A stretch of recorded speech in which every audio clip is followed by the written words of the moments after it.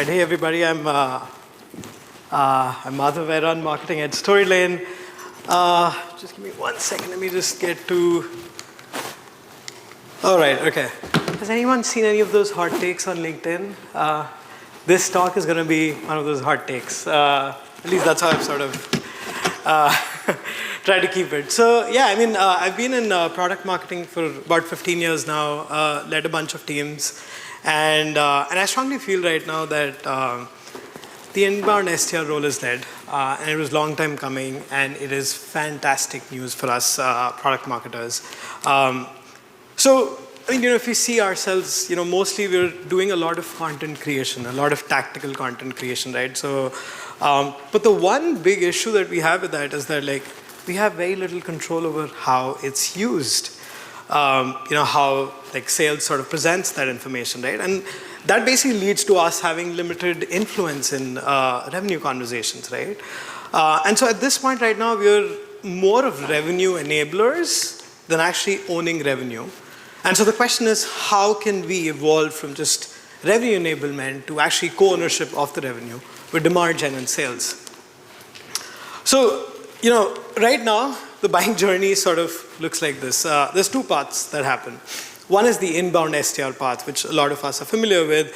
You would book a demo, and then you would go to like a form or a scheduler, and then you're booked onto a discovery call, and then you get on a call with an SDR, who's going to just ask you a bunch of questions. How big is the size of your company? What industry are you in? And all of that. And then there's just a lot of repeated, same things. There'll be a second call with like a junior AE, and then there's the SDR to AE handoff, and a lot of information goes away. So, sometimes it can even take up to 3 weeks to just get to see the product, right? And then there's the other path, which we're seeing, over the last couple of years, which is the chatbot path, So it's like you come across a chatbot, it's like, hey, how can I help? And then you get instant replies, that's great. But then it's like they can't really demo the product to you. They can't really sort of, give you more custom responses for what you want.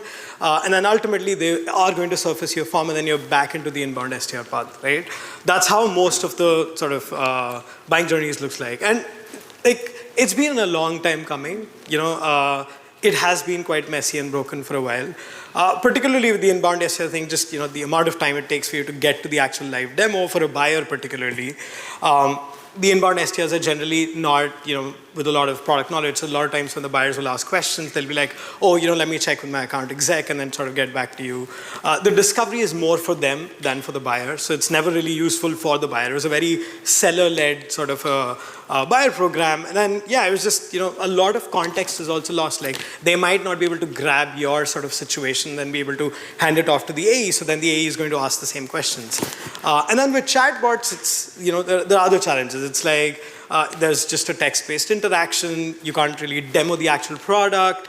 These chatbots can't really qualify the prospects. It's very impersonal. It's very hard to coach. I think the coaching bit is getting better with all of these AI models, but it is that issue. And product marketers, we are actually the best fit to actually bridge this whatever broken piece in the buying journey.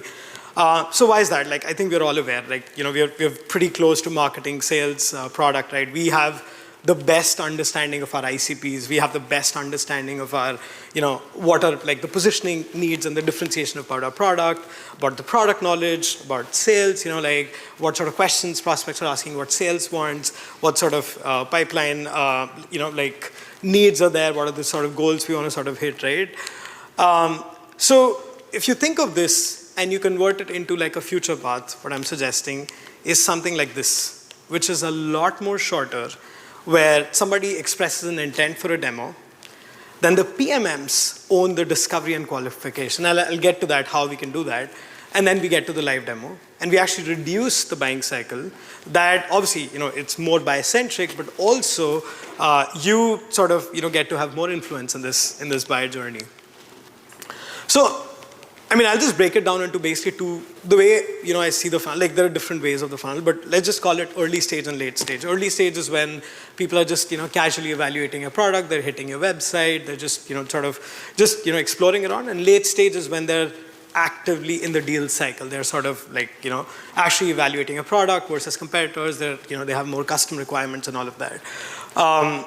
So let's talk about the first one. The AI sales agents is what we're seeing quite a bit. So you've seen there's a company called Qualified. They have this thing called Piper. We have at Storylane a thing called Lily. There's a bunch of AI sales agents that are coming up. And what a sales agent can basically do is like you can put it on a website and it can be trained on your best sales rep, like the top 1%, the President's Club, right? Take their Grain or Gong transcripts and then basically train this person on it. And then you can basically just sort of, the visitor can ask questions, right? And then basically through those questions, the agent can qualify the early stage buyer that are they ready to talk to sales. They can also demo the product. So your sales team is not going to get questions like, hey, what does the UI look like? Hey, can you show me, just give me like a 5 or 10 minute demo about it. All of those things are a waste of time. We live in a more with less world, right? And you can sort of obviously not have your buyer actually wait to get on a call. They can actually instantly see the product, right? And they can actually talk to somebody who has deep product expertise, right? So that's where the sales agents really help. Why, again, PMM should own this is we understand the product better than anyone else. We know which questions indicate buying intent way better than the inbound SDR, way better than anybody else. We can train the agents on the sales calls that we are consuming. We are the ones that can sort of give them access to the knowledge base that we are using, right? And a bunch of things. And the best part is like, we own messaging and positioning, so we can actually tie that back in. Sometimes, somebody might just come in and be like, hey, how are you different from your competitor, right? Like there you can actually strategically sort of train the agent to answer the questions, right? And so that way you can basically qualify, you can just send a lot more sales-ready leads. These are people that actually have the right intent. And the ones that don't, they can just sort of self-qualify and disqualify, basically. The second is the later in the stage, when the prospect is in an active cycle, right?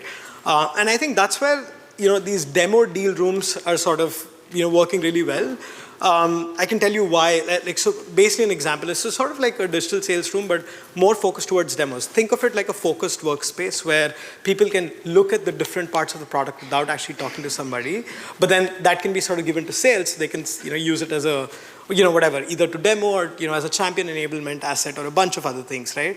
So you can create personalized content hubs for each specific deal, right? So if there's a deal that requires, like 5-6 specific things, you can just tailor the particular demos and resources and put that in a deal room and send it to them.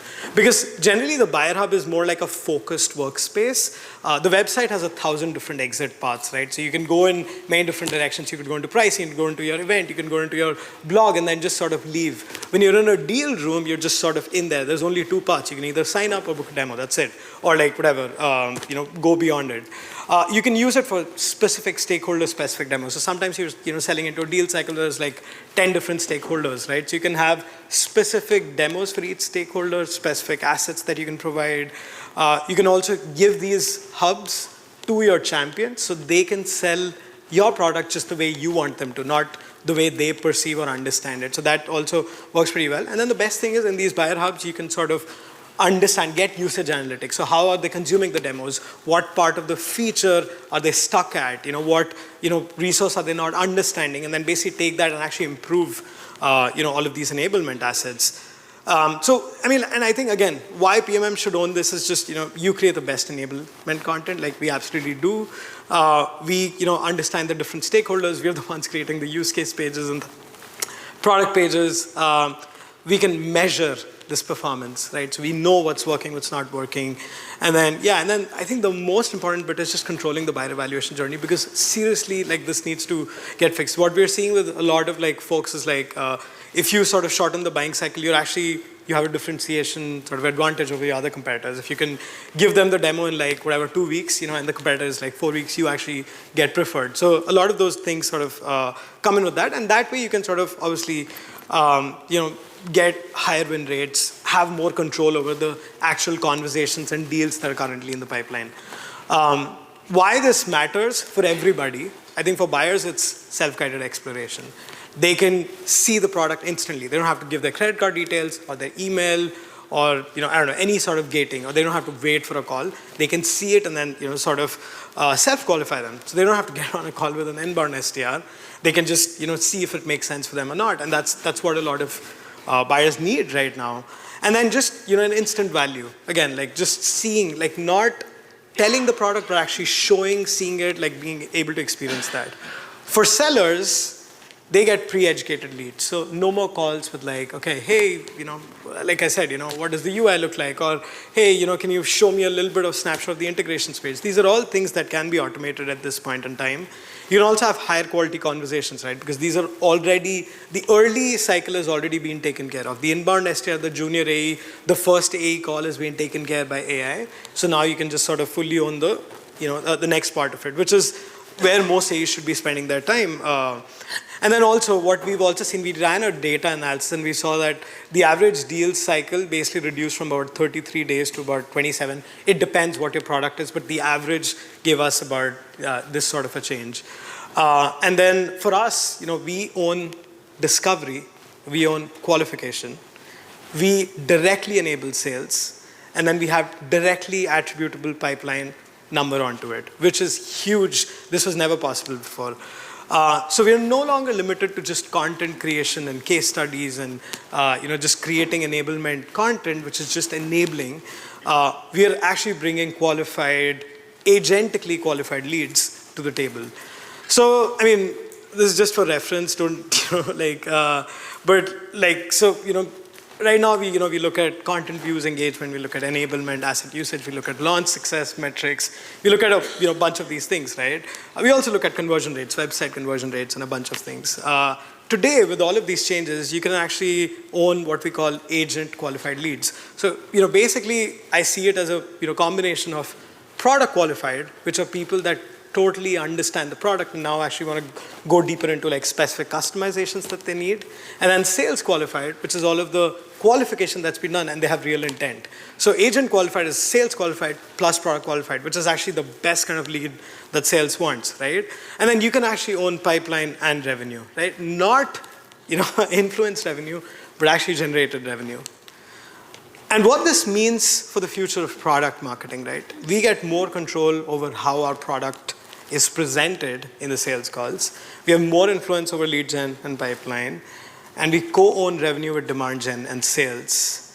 So I'll maybe leave you with a couple of questions to think about with both these. For the AI sales agents, a couple of questions to think about is when you're building out, whatever solution you use, how you do it, right? How do you currently qualify, route leads, where are the gaps? Because sometimes you haven't even looked at that for years and years. It's worth looking into it because the world has changed quite a lot in the last 2 years. What are some common discovery questions and asks that we get from the prospects? That's easy. You can talk to sales, you can talk to your outbound team. Which sales conversations are working best? If you're using a sales recording software like call recording or something, you can actually find that. Or you can go talk to sales. That's another great place to sort of understand and also sort of train your AI model. What product knowledge do prospects need the most? There are certain areas you're probably aware about it. And then what's the best way to present the agent? This one's actually a big one because a lot of times the question basically comes like, hey, how do we look human but also not be human? And so it's a tricky one to navigate. So you got to choose the style of avatar, the way it's presented on your website and all of that. So this one for us took about 4 weeks of conversations to finally get it right. And then for demo deal rooms, it's a couple of things, right? One is what assets do champions need for internal selling? That's something that not a lot of us are asking actively, and I think it works, and I think you should ask it. You might be surprised. These are simple asks that they have. How are the different stakeholders evaluating our solution from their point of view? Worth thinking about what objections are coming up in late stage deals. That's always good to know about those things. And then and how can we track content impact on these deal outcomes, right? And that's how just think a little bit around those things. So the simple thing is you've got two choices right now. You can be revenue enabler, which is sort of like just creating the content and all of that, which is what we've been doing for many years. Or we can be revenue co-owners. And I'm telling you, this is a conversation that is like very actively that's going on. Like I go to a bunch of conferences and this is happening right now. And we just imagine a scenario where PMM co-owns like whatever 1 million in pipeline, right, this quarter. Like, this was not possible before, but today it is, right? And absolutely we should take advantage of that. We're not supporting sales, we're not enabling marketing, we're actually co-owning revenue. Gotta sort of put that. So that's it. Happy to answer any questions. Thank you.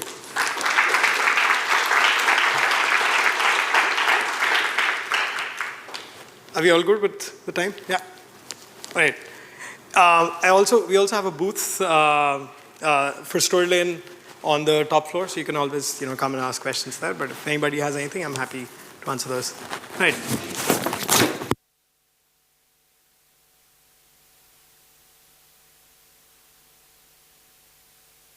Yeah.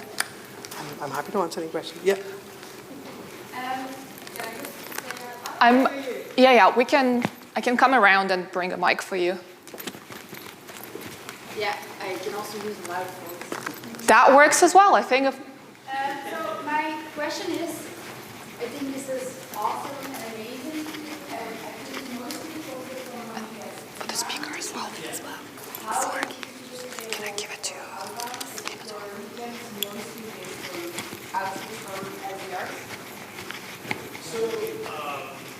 Like how this whole sort of buying process. So, I mean, like, I'll tell you the way we're tackling outbound at this point. So, outbound is actually part of marketing at Storylane. We inherited that about 7-8 months back. Was I audible at that time? Or? No, this is way better. Okay, got it. Yeah. So, I'll tell you the way we handle it. So, outbound is owned by marketing, not sales. And it is treated like a demand gen motion. So what we essentially do is we're not focusing on meetings booked at this point. What we're focusing on is just reaching a bunch of people. And I think right now we live in a world where it's like there's a lot of multi-threading, a lot of like different touch points where you get them, right? So outbound is being used to basically get them to the website, right? Like and then we basically put them in the inbound motion. So right now we're like, that's how it works. We basically treat outbound, get them into the inbound motion, then they sort of go in. There's no like specific outbound motion because it's just like, a lot of people don't respond to it, but they check out your website and then we capture them and then we have like our own sequences going on there. Okay. Well, good. Any other questions? Cool. Yeah. Is this the previous? Oh, okay. Oh. Yeah. That's a lot of questions. I can help you read them out. Oh, okay, got it. I'm a classic PMM, one-person army. How could I carve out time to set this up? Any suggestions? So the best way to start this, in our team, there's one product marketer, and I'll tell you what he did. The first thing you should do, it's the simplest thing, just show the product instantly. Do not gate it behind a form. Do not gate it behind like a call or a credit card, whatever.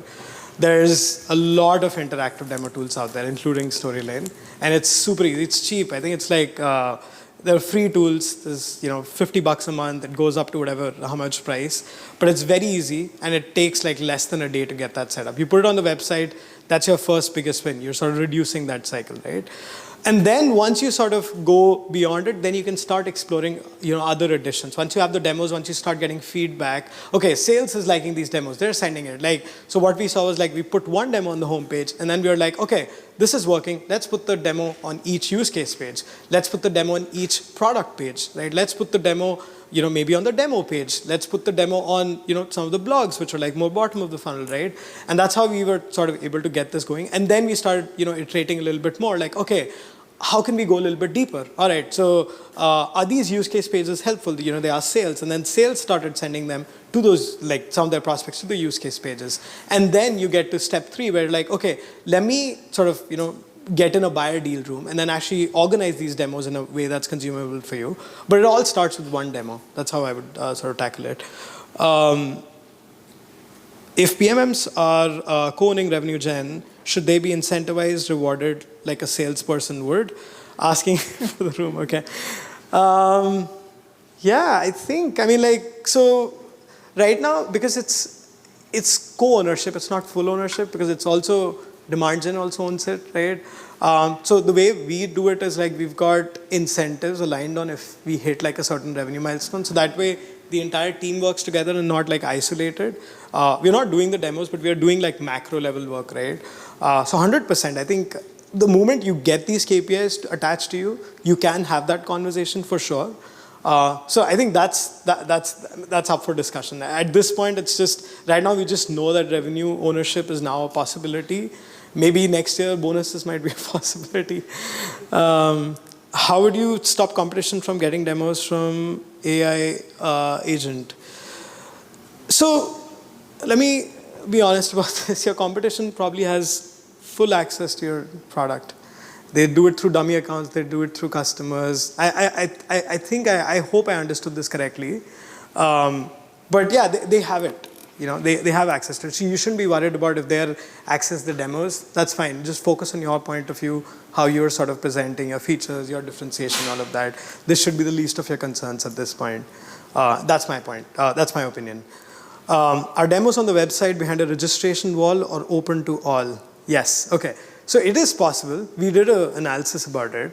My personal preference is it should be open for all, because that's the whole point of being buyer friendly, right? Like you've got to just like let it be. Like if you put it under registration wall, sure, you'll get leads, but then there might be folks that would have just put in some dummy information to be able to get access to the demos, right? Just keep it open for all. There's no harm into it.